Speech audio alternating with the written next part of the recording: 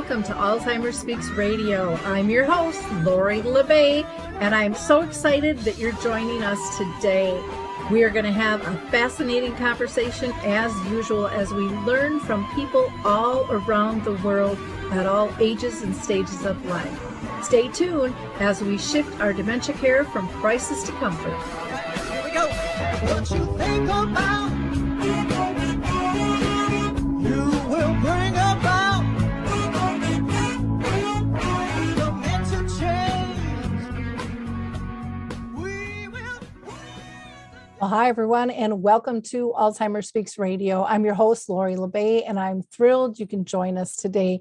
We are going to be talking with the founder of Answers for Elders, and they are all about serving not only our seniors, but those that care for them. But before I introduce you to our guest, I always like to give a shout out first to the Mark Arneson Band, who lets us use their music clearing call for our opening song, which you can download, by the way, on any of your favorite music platforms. And then also, we're always getting new listeners. So for those of you that really don't know much about us, I'm Lori LeBay. My mom lived with dementia for 30 years, and I wanted to do something to help us all connect and not feel so isolated and find the resources, tools, and products that we need. And so we started Alzheimer Speaks, which is a gathering basically of friends and colleagues and people all around the world at all different levels. Everyone is welcome, from those diagnosed to families to businesses that serve. We have musicians and singers and songwriters and movie directors and researchers and advocates and even kids. Kids are doing some pretty powerful stuff out there. So again, I just want to welcome you all to the show today. And I'm going to do a couple of quick shout outs here. One is I want to remind people to check out our mothership, alzheimerspeaks.com. There we have one tab you can click on that will get you all of our free resources, which there are many, from tools to different types of recordings like dementia chats, where the true experts are actually living with dementia, to if you're looking for keynotes and programs, we do that. We can also help you with advertising as well in a real niche market. Now, another one that I want to give a shout out to is Dementia Map. Dementia Map is something that I collaborated with Dave Weidrich on. Dave is the founder of the Memory Cafe Directory. And so we worked together to come up with this concept that I've actually wanted for almost 40 years. From the day my mom was diagnosed, I thought, why isn't there a place where we can find services, products, and tools easily, and that doesn't cost us an arm and a leg? In fact, our site is totally free to access. We have over 150 different categories. We are building it slowly, but everyone is welcome, from large businesses to small businesses to people that don't even look at themselves as a business, but are a great resource. So please go check out dementiamap.com. Okay, so with no further ado, let me go ahead and introduce you to Suzanne Newman. She is the host of Answers for Elders radio show and podcast, and she has actually spent the past 25 years in sales and media and marketing management before she was kind of pulled into a 6-year journey that would change her life. On this journey, caring for her mother, it would become one of the greatest and yet most challenging segments of her life. And through her trials and tribulations of being a family caregiver herself, it really inspired her to move outside of corporate and to build Answers for Elders, which helps provide support and educate families across the country who are experiencing their own journey within this complicated world of elder care. And within each of her episodes for Answers for Elders, Suzanne is joined by a vetted, trustworthy professional. And they have over 65 categories of expertise, including health and wellness, life changes, living options, money, law, and so much more. Well, Suzanne, I am so thrilled to have you on the show today. We have known each other for years. Yes, we have. doing the same thing in different ways. And it's just been really fun to watch you grow in terms of what you're doing with Answers for Elders. So I can't wait for our audience to hear more about what you're doing. But before I go into my line of questioning, I always ask everybody if they've been personally touched by dementia in any shape or form in their own family or circle of friends.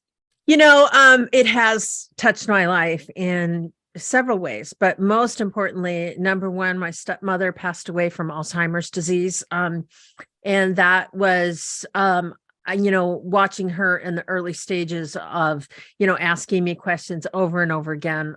That was part of it. But my mother also had vascular dementia, which was a symptom and an evolution from her COPD and her vascular issues. So, yes, so it has touched my life. And, it's a very, impactful thing. But I also now have the opportunity to interview some of the top doctors in the world that are conducting breakthrough clinical trials on advances in treatment of Alzheimer's and dementia. And that gives me hope, because I really believe that there is a future out there, that there will be a cure. And I've heard some amazing things, and I've really been honored to visit directly with them. So wonderful. I know that feeling all too well, especially when it's hit your family and that question covers consciously or unconsciously, could I be next? It doesn't run with the family. All of those things, we don't really talk about, but it floats through people's minds. Well, and now they're identifying that there's a chemical in the brain. It's amyloids, I think is what it's called, that actually they can detect early. And by doing that, and if they detect it early before symptoms show up, they can actually treat that person, and they will never get the symptoms of Alzheimer's disease. And that's amazing. So yeah, there's a lot of controversy out there because there was a nun study. I don't know if you're familiar with that one, where some people, the nuns, some of them had amyloid and never had any symptoms of amyloids. dementia. That's what it is. Yeah. And others had the amyloids and were fine. I mean, it was just kind of all over the board. So there's in the research area, what I hear is there's a lot of different variables. And I know for me, one of the things that I'm also really interested in is the social care and getting the support until we get a cure. And I kind of think it's probably going to end up being like cancer, where there's so many different, they're going to need different cocktails for different versions of cancer. Correct. Absolutely. There's so much more to learn. But I think, Lori, one of the things that's really powerful is that, you and I, who talk to people every day, I do believe someday there will be a cure, at least in the early stages of Alzheimer's and dementia. And I think that's closer than we realize. I think so too. Anyways, I want to hope so. Yeah. And our thoughts make our realities. So if we can get everybody on that page, maybe we can speed up that process. Let's talk a little bit about your backstory in terms of you caring for your mom. Everybody kind of walks into this journey in a different Don't we ever? So how did you end up in that role? Or was that something you always thought would happen? No. So Lori, what happened with me in my world, which is kind of crazy, is I ended up actually being called to take care of my mom in 2005, really, or 2006. I was vice president of a pretty well-known publishing company in sales and marketing. Had a sales team. I was, publishing 2 print publications, overseeing a digital side of the publication, and ended up basically being pulled out of a sales meeting to say my mother had fallen and broken her pelvis. And I remember the feeling of being, sad and concerned, but I also was very annoyed because my mother and I never got along. And I had a very demanding career, and I kind of was a horrible daughter. I didn't pay attention to her at all, except, to show up every once in a while to say hello, but we were not close at all. And my mother and I were like oil and water growing up. I was very different than she was. She was very soft-spoken, very, homemaker. She was very kind and gentle and, just really more of a mom. And that was her total aspiration, where I had this, feeling of being, I wanted to accomplish, the world, I wanted to take on the world. So I was more just focused on selfishness. I was unmarried. She wanted grandchildren. It was everything about me was just the antithesis of what she stood for. And I think that was kind of the interesting thing. Oh, wow. Yeah. I guess I can look at myself as being lucky because my mom and I always were very close growing up. But there's my a mother lot of was, people that were. yeah. And when that happened and I showed up at the hospital, the first thing, they asked me, which is crazy, was, are you the POA? And I looked at them. And of course, I didn't know what a POA was, the quote unquote. And the only thing I could think of is DOA. And I remember standing there in the triage, and I'm sitting there looking at these these people in Anacortes, Washington Hospital, which is about 2 hours north of Seattle. And I was like, just frustrated in the fact that I didn't know what I was about to walk into. And it was really interesting, though. And that was really the pivotal moment of my life, because when I walked into the emergency room and saw my mother laying on a gurney, where she used to be like this force for, disapproval and constant criticism to me, she looked up at me with this vulnerability that I saw within her that I'd never seen before. And I don't know what shifted inside of me, but it was all of a sudden, all of that stuff that I had against her went away. And it was like this overwhelming, powerful transformation that happened with my mom and I. I was there 500% for her. And that was, I still don't know what happened. It was really an amazing transformational time of my life. And I really found that, it was a privilege that I wanted to take on. And I did. Wow. What happened with your career then? Did that get put on hold? Or? Well, and I should clarify one thing. You yes. mentioned POA for our listeners who don't know, because there's a lot of us. Yes, POA, power of attorney. We don't know that stuff till we have to know that stuff. No, and I wasn't at the time. Yep. And professionals need to realize when they're talking to us, they have to, they can't use all their acronyms and things because that just increases our stress levels so much. Exactly. And I think, Lori, what you're saying is very true, because I just remember just feeling like I'm not a stupid person, but I feel stupid because I didn't know what I didn't know. I didn't know what questions to ask. Nobody helped prepare me for what I was about to walk into to see her in that situation.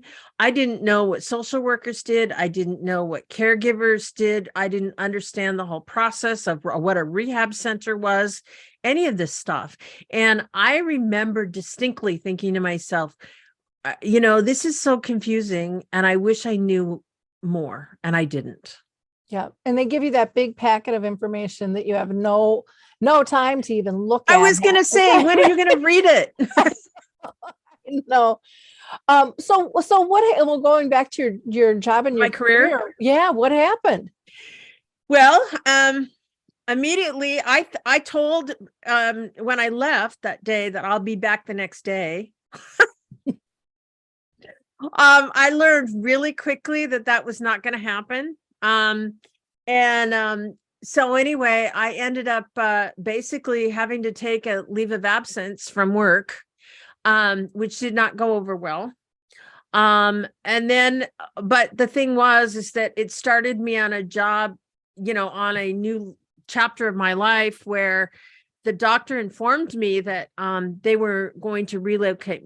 We're sending your mother to be with you down in Seattle so you can continue doing your work. And I remember feeling like, here I am, I'm working my job, full-time job. I would go see her every night because I had no idea how to set boundaries. I was consumed with taking care of her because I felt now, not only did I feel this privilege, but I felt guilty for a lot of the things that I put her through as a child. So I was trying to make up for it. And I'm sure a lot of daughters and sons of, adult parents, they feel that way. It's like, wow, I wasn't the type of child that I wish I would have been. I was very rebellious. And so I definitely, tried to make up for my shortcomings as a daughter. And so my life spun out of control. And as a result, my job performance went down. And of course, in the sales world, that's not a good thing. I always tell people in the sales and marketing world, you get paid exactly what you're worth, as a salesperson. So, so the thing that's interesting about my career was that I went on a leave of absence. I said I have to take time off. My boss said it's not allowed. I did not know there was a Family and Medical Leave Act that I could have utilized in HR. Neither did my boss at the time. And as a result, I found out about that later because they demoted me from my job when I came back, which was illegal. And which really didn't make any sense. So I got my job reinstated because by that time I knew about FMLA, Family and Medical Leave Act. But then just the next downsizing, they phased me out that way. So I was at that time, this was in 2008, I was unemployed from a six-figure job that actually had a, in a world where they could hire the 35-year-old for half the money. So, and it was 2009, right at the recession time of the stock market crash. Mm-hmm. And so there I was in a scenario where I was overpaid for what the market was going to give me. And I just kept helping my mom, but my whole world fell apart. I lost my home to foreclosure during that time. There was just a lot of turmoil in my life. I had no ability no grounding. I just felt like everything was gone. And certainly my circle of friends were gone because a lot of them were work related. Mm-hmm. So a lot of that happens. And certainly, I just remember this feeling of, I had this voice in the back of my head. And I am a big reader of, I don't know if you're familiar with Emma Curtis Hopkins, but she's one of the, she has backgrounds in Christian Science, but she then became one of the top teachers in New Thought. Mm-hmm. And Emma is a mystic. She was a mystic because she was way ahead of her time. And one of the things Emma said in one of her teachings was, if you see a job, it's yours. And you really think about what I was going through. And I kept saying, there needs to be a place where people can learn what they're dealing with, where they can ask the proper questions. So when they meet with people, they can find that. So that's what happened with my career is I wrote a business plan. I cashed out my 401k, which was dismal at that point in time, which wasn't very much money, but I did the best I could and started Answers for Elders. So that's what happened. Wow. I want to ask you, because you've been through so much, what's the number one question you would encourage others to ask providers when you get thrown into this whole big mess? And I mean, that's what everyone considers it. It's just a big flipping mess. Well, I'm going to flip that question around on you because I think it's a responsibility with the provider. I always ask providers, what's the number one question at the back of somebody's mind? And that is, can I trust you? It's not about how much it costs. It's not about anything, but it's that feeling of, I feel vulnerable. My loved one is very vulnerable. As an adult child or as a senior, I have all kinds of fear about the unknown of my life. And how can I make sure that you as a provider will take care of me? And a lot of times they go in with these slick sales pitches, and you're taken into a retirement living and you're given a tour and all these things, and you just sit there and you think to yourself, I remember that feeling of feeling like a deer in the headlights. And what I needed was some sort of an assurance that they were trustworthy, that my mother would matter. And I think that goes with anything and anyone in our industry, is remembering what the process is that families are dealing with. So if that makes sense for what I'm sharing, that's what I would say. No, I think it makes a lot of sense. I know for me, it was, you're not just serving one, No. you're serving a family. So don't think for a moment that you're just serving one, because I've got a vulnerable adult here, and you're going to have to answer to me, and I can be your biggest raving fan, or I can be your worst nightmare. Exactly. And it's up to you how you want to deal with me. Are you going to be respectful of both of us and our questions and our thoughts and our opinions? And are you going to use that as a learning experience as well? Because there's a lot of people out there that won't ask those questions. And the whole process can just be done so much easier if we work as a team. Yeah.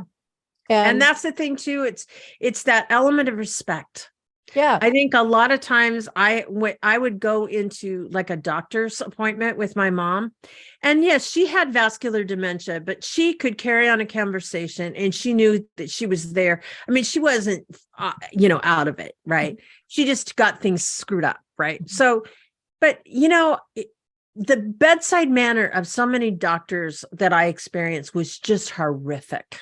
I mean, and I called up some of them out to their face right there in the meeting. It's like, you know what?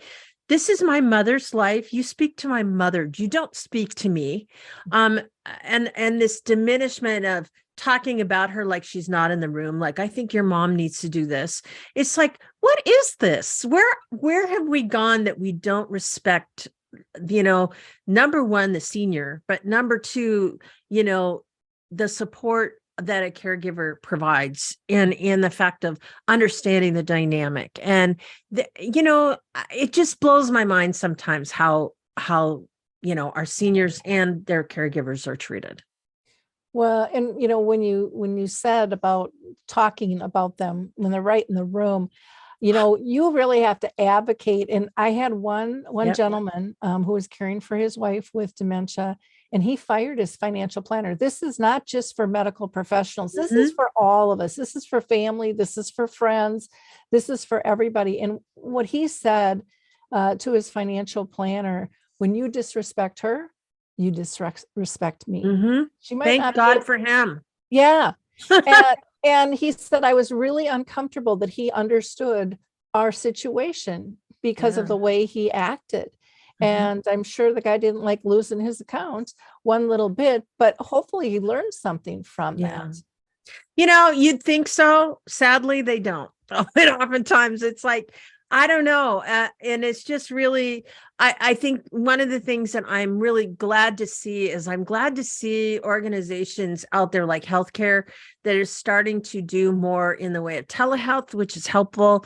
And also in the way of doing, like One Medical Seniors, they actually take the time with everybody where they just don't rush you in like cattle. They explain things and they put things through to take the time. And I think that's starting to shift. I hope, my fingers crossed, but I've always been an advocate for, making sure that our seniors matter. People, need to be seen and heard, and so do caregivers.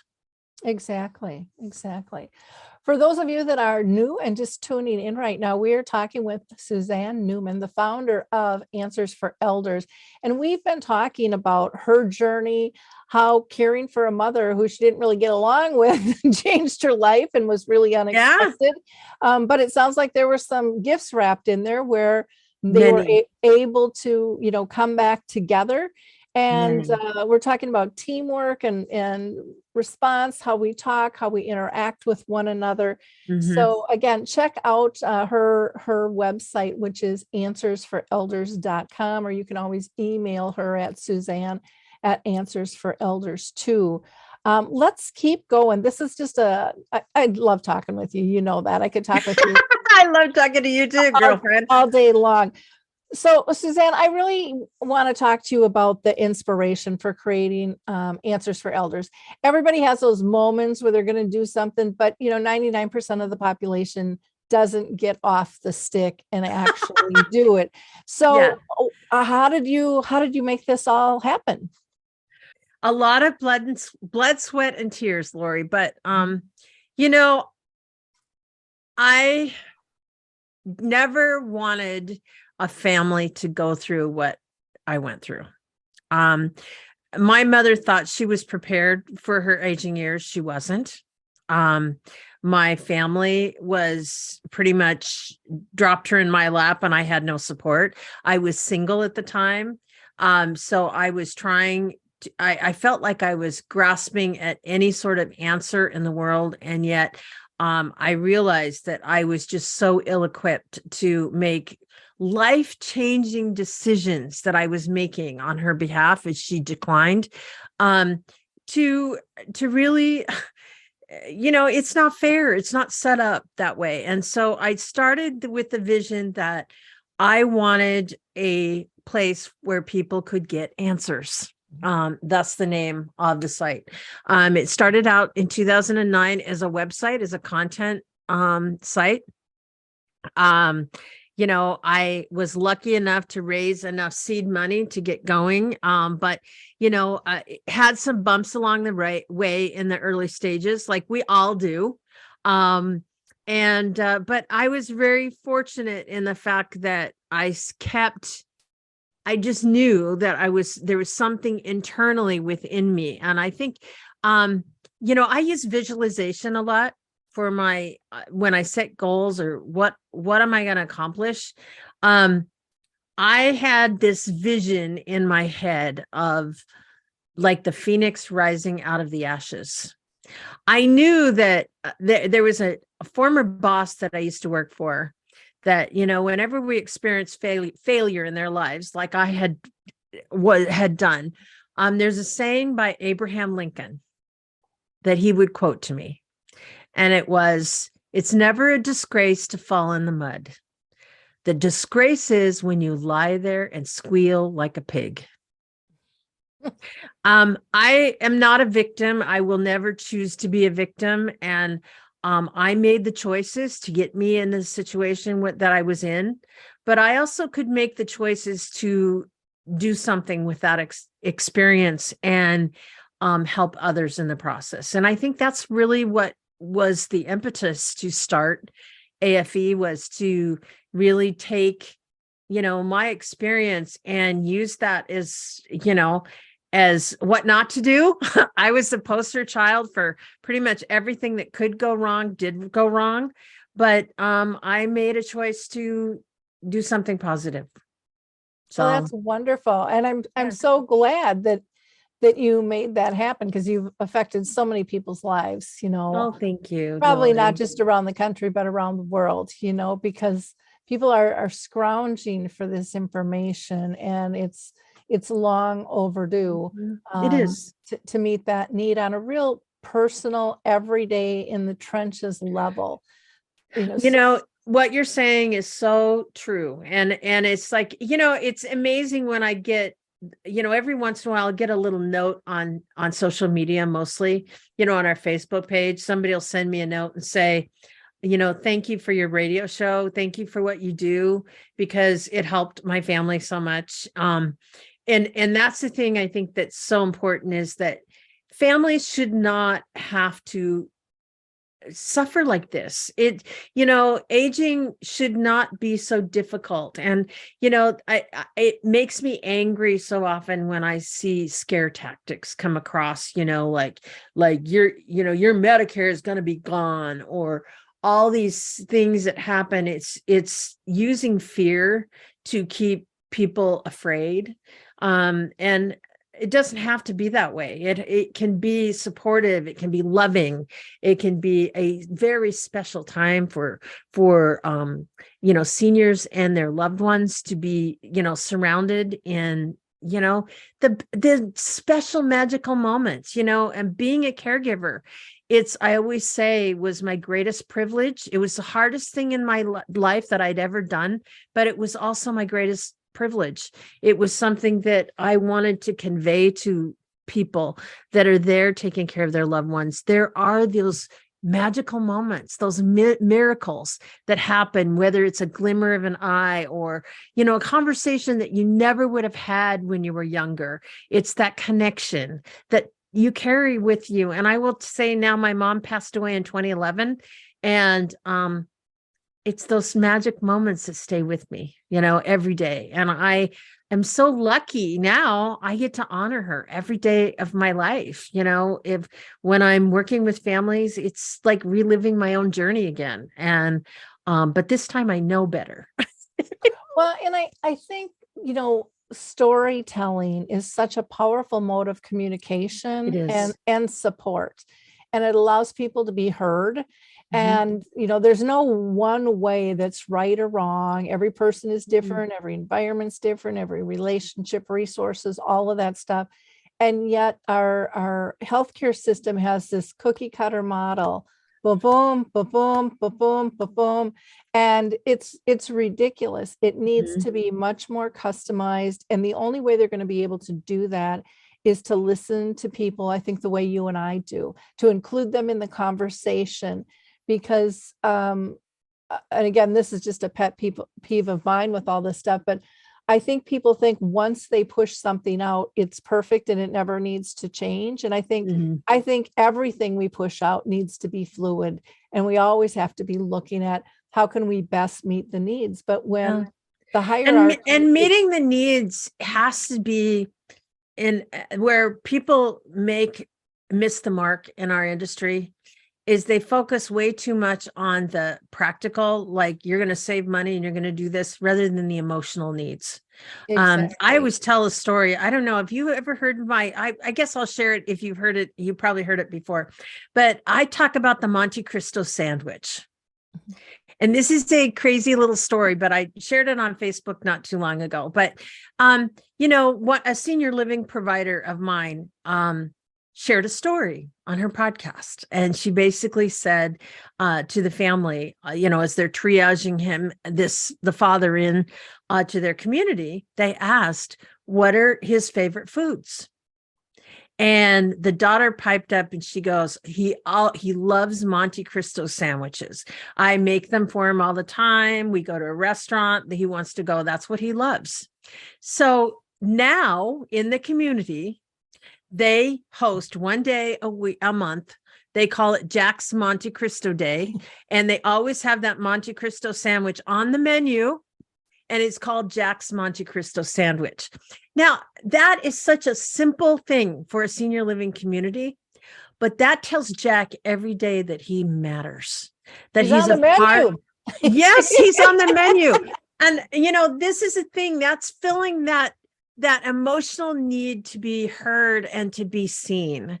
And I think that that's one of the things that, it's a simple thing for them to do, but my goodness, what does this tell the family every day? Every time they go to share lunch with their dad and they see that on the menu, or they celebrate Jack's Monte Cristo Day, he gets to be honored in a community. All of a sudden, he's an integral part of that community. And that's what I think everybody needs to be, whether you're, whoever you are. That's what signifies home to you, because I'm there, I matter. And I think a lot of times people in our industry, they forget that. They want to show the fancy chef or the restaurant, right? But they don't think about maybe Jack's not going to feel comfortable getting all dressed up because it's such a nice room. Maybe Jack would rather have, a coffee shop that he'd like to go see with his friends, or different kinds of things like that would be, important in his life. And I think that's the thing that we miss. We miss the mark sometimes. Yeah, it's the soft, comfortable cell, the one that, like you said, touches the heart, because that's what impacts us. That's what calms all of us down. And and it says we've been heard, we're part of the community, we're not left out. Those are huge things. And like Lori, you and I kind of are the only kinds of people, because we help people tell those stories. We tell the stories of how people want to be heard, and we bring forward the heart and everything that we do. There isn't any other real resource that I know of that's what we do, every day. And I think, we're lucky. We're in a situation where we can do those types of things. It doesn't happen anywhere else. Yeah. Well, and I call it emotional based training. I think when we can shift the mindset to a heart set, things happen, and they're remembered. It's not a rote remembering, but it's a felt remembering. Even like when you were talking about your mom, it's those little moments, the glint in the eye, the holding your hand, those little conversations. They're not big, fluffy, woo-hoo, I gotta, this is gonna blow everybody's mind. But it blows up your heart, and it makes that connection. It's the fact that on Christmas Eve one year, when my mother was in skilled nursing at that time, Mom loved oyster stew. It's one of her favorite things that I used to make. So I called the chef at the senior living, and I said, or the skilled nursing, and I said to him, I would like to bring my mom some oyster stew for Christmas Eve. Would you let me do that? And I was a little concerned, because it's oysters, it's shellfish, they want to make sure that they're liable on their property and all that stuff. He was so gracious and so kind. He goes, Suzanne, you bring it to me, maid, I'll heat it up for you and we'll serve it to you. And I mean, Mom, we just surprised her. It was like she ordered something else on the menu. It was like really funny. And I sat there with her on Christmas Eve, but that little oyster stew, the glimmer in my mom's eyes when she looked at that, that bowl of creamy, oysters, it was really special to her. And she said, did you bring this? And I go, yeah, I did. And she was like, I love this. It was so wonderful. And this is like, 5 months before she died. So when you realize that piece, that you can do little things like that, to honor people, that's the heart. That's the thing that lets people know that they care. Yeah.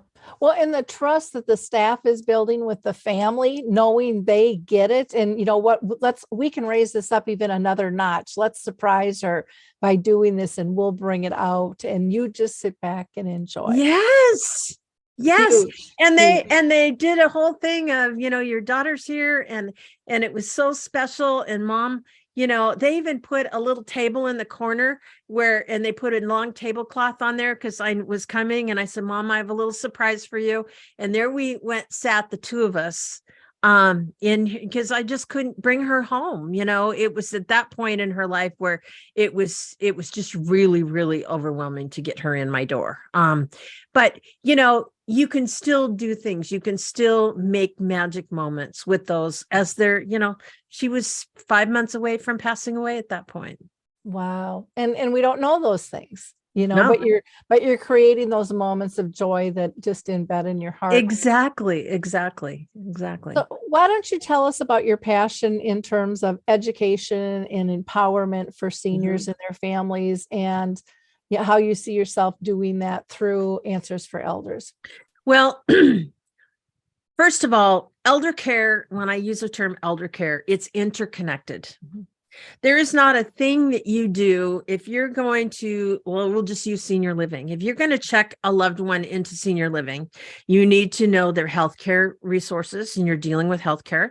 you're dealing with care plans, you're dealing with social workers, you're dealing with physical or occupational therapists, you're dealing with attorneys, legal documents, financial people, movers, realtors. There's a million different services that are involved, and they all have to somehow handshake together. They have to understand the family. They have to understand the path of how you're moving forward. And if you're the family caregiver or someone that has to move this, this big project forward, right? Which there always is the one. How do you get the right resources to do that? What are the right questions that you need to ask? So my whole point is, and the reason why I use the word empower, a lot of these services, they have 800 numbers you can call to find a place for your parent. And I'll just say that. And they don't educate the client. They tell people that, oh yeah, we have care managers that will assess your people on the phone. Well, they don't. They don't see a single record. They're salespeople mostly. They might know a little bit about how to ask questions. It's given to them on a form, but they're not specifically trained in care plans, understanding the values of that senior, what's most important to them, what their culture is like, anything like that. Instead, you call up, they get your information, and then they send out leads in a blanket area because they get paid based on referral fees by the senior living communities. So what happens is that no matter where you go, there, the senior living community is on the hook for paying up to a month's rent, sometimes more, of a senior's to, house. And you're not even given the full list of what's there, because if they're not cooperative with their service, they're not going to be referred to. So therein lies the little catch-22 in our industry. Well, I don't like that. I don't feel it serves the family. The family, they're invested because they want to use you to use their service. They don't want to educate you so that you could do this on your own as a consumer. That's wrong. That's morally wrong. Nobody knows a senior better than their son or daughter, or adult child, or close family member, or close friend that's helping them. How can they determine what is the right type of community for them to live in? They can't. What it's better to do is what Answers for Elders does is we have at the core of everything, which is called our decision guide. Our decision guide consists of 65 categories of expertise. It's what I call the heartbeat of everything we do. It guides families through what is the industry lingo around this? What do they talk about? What do they do specifically? What are the questions you need to ask for a subscriber? Who are the governing associations that are affiliated with these people? What kind of certification that they need to have? So it's basically a document that you can download. It's free on our website, because all my content is free. I don't believe in charging for it. And what I want people to understand is that they can then take that decision guide with them when they're touring a community and know the right questions to ask. They can know how to, there's ways in which, things that they may not think about to ask. So we do that in numerous ways. We also help people understand the whole process of what do elder law attorneys do? What are these documents about? How to set these people up? And then as Answers for Elders has grown now, we are now primarily, and I will say primarily, about 99% of our content on our site now is our podcasts. We have about 1,000 podcasts out on again, using the decision guide as our blueprint. We feature experts in all those 65 categories of expertise to empower families. And each one of our podcasts is under 15 minutes.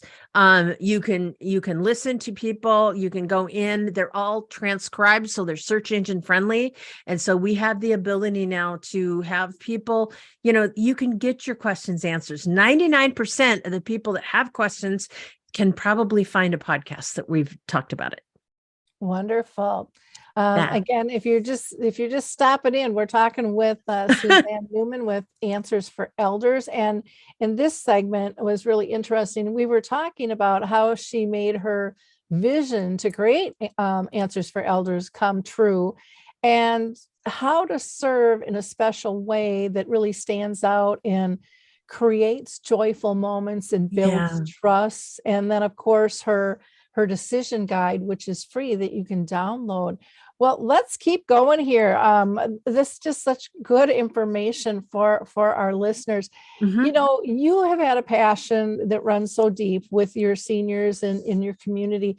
Talk a little bit, because a lot of people might not know on my channel about your 12 days of goodness, and Mhm. then the Washington therapy doodles too. Well, again, this comes from my passion. 12 Days of Goodness is a program that we team up with the Seattle Seahawks here locally in Seattle, and with the legends, with the Seahawks alumni. And what we do is we take 12 days, like just 12 days of Christmas. We call it 12 Days of Goodness. And we go to community senior centers around Greater Puget Sound for one purpose, and that is to touch the hearts of seniors. The legends show up. These are the guys that they used to cheer for. So they have more relevance to them than our current players, right? And although they love the current players, it's just that heart of, again, that connection. These are the fans that that cheered for them. And we have luncheon events all over, and it's a big cheer, and we celebrate at the peak of the season. The Seahawks, and of course here in Seattle, like it is in Minnesota, you guys are centered around one team. That's your team. And so we have such a great time. And of course, we have great sponsors that sponsor the program so that we can bring joy, and we do gift tables from senior providers that they come in and bring all kinds of goodies. And we've been doing now the program for the last 9 years. And it's really about educating about senior loneliness, the time of the year for seniors. The holiday season is often hard because they're facing that time where they shared with their loved ones. So we do that with then. And then during the pandemic, just because of the whole loneliness factor, what we found, what I was getting, and I'm sure, Lori, you can reiterate this, is so many families that were concerned with their loved ones being alone and quarantined during the pandemic. And watching their loved ones really just have, so much, fall around. They're not taking their medications correctly. They're not taking care of themselves. Their house is, going downhill because nobody's helping them clean house. So there's a lot of things that were going on during the pandemic. And so what we did with that was, I'm actually the senior admin on Facebook for a group called Washington Doodle Owners. And I have 2 doodle dogs, Whidbey and Skagit. And what I know that my dog, my Whidbey, who's my number one, she was with me every step of the way as I sat here by myself. And my dog was my constant companion. And I will always be so grateful for that connection, because I would have just sat here alone and I wouldn't have her. And I know that, I realized what a gift she was to me during that time. And, the beauty of what we've been able to accomplish has been, that we have people, now that we can actually, get together. And so I reached out to my group and I said, I have this crazy idea. I'm getting calls like crazy, people concerned about their loved ones. And I'm just wondering, is anybody interested in getting therapy dog trained? We could take our dogs out to senior living communities and seniors that are locked, stay at their home, and we don't have to go in, but the dog could, and visit them. Maybe they could take a walk around the block, with them, where we could go outside and wear a mask and stay 6 feet away and things like that. So that's what we did. We got a group together and we've started this effort, and we now have over 100 doodles here in Washington State that are all making visits with seniors. And it is the most rewarding program. We're very blessed to do it. And, my Whidbey was the #1 dog in the state in our group that was certified. And so it was really fun to have her be, ground zero from all the rest of the dogs that came after. So. Wow, talk about a family that cares. Even the pets are involved, I I love know. And it's really fun. And the doodles now are part of 12 Days of Goodness, which is really pretty cool. And we are we're doing visits not only with seniors, but we go to like military bases as their soldiers are getting ready to be deployed. We're going to behavioral health, communities. We're going to schools. We're going to college kids when they are, going through finals and things like that. We go visit some of the colleges. We do, all the events for 12 Days of Goodness. And hopefully, we've been in lots of discussions with the Seattle Seahawks to do work with them as well. So as they go to children's hospitals and things like that. Yeah. So it's pretty. And of course, these little doodle dogs, they're great because they're hypoallergenic and they look like teddy bears, and everybody loves them. Oh, sweet. I love that. What a great note to wrap our show up with. It just really shows the heart. Again, for our listeners, I really hope that you like, click, and share this episode here with Suzanne Newman with Answers for Elders. And I want to say one more thing, Lori, is starting March 4th, our radio show will be syndicated in multiple markets across the United States. So please know to your listeners, go to our website. As soon as we know what cities those will be, March 4th, you'll be able to catch Answers for Elders radio. Oh, I love it. Congratulations. That's really, absolutely fantastic. And I'm looking forward to having Lori on our platform as well, because there's a lot of we're very close to bringing her on board. And I am just really honored that we're going to join forces and do some amazing things together. So thank you so much for that. Yeah, I'm very excited too. So hopefully we'll get this all pulled together shortly. So it will just be so much fun to be able to work with you, because it's been way too long since we talked last time. I know it was.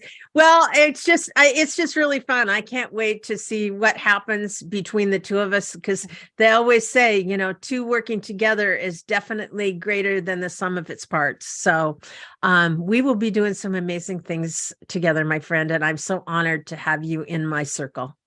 I am too. Thank you. Again, to our listeners, like, click, and share this episode. Be a giver of hope. There's a lot of people out there you don't know that are struggling with elder care out there, not just dementia. There's lots of pieces to all of our lives, and not everybody feels comfortable sharing them all. But the more we give them the resources, the more they're going to feel comfortable, like, oh, I'm not an odd duck, or other people are going through this. And those walls come down and everybody's life, gets richer. So again, you can go to answersforelders.com, or you can email Suzanne at answersforelders.com. She's also on Facebook with Answers for Elders. And I didn't know if you wanted to give out a phone number or not. Absolutely. If someone wants to reach out and call me to be either a part of our show, or just if you have general questions that we can point you to, they're welcome to call me on my cell phone, which I have with me 24/7. And that number is 425-802-5300. Great. Thank you for your time today. Really appreciate it. And don't forget to check out alzheimerspeaks.com. We've updated that site, and we will be also rolling out our book, Betty the Bald Chicken. I'm just waiting for the final proof to okay that. So that is a story that is, again, much broader than just dementia. It can be used in so many different elements when we just don't feel like we fit in, and teaches us how we can care better, bottom line. So again, have a wonderful week, everyone. Suzanne, thank you so much for your time today. Thank you, Lori. It's been a pleasure. Bye now.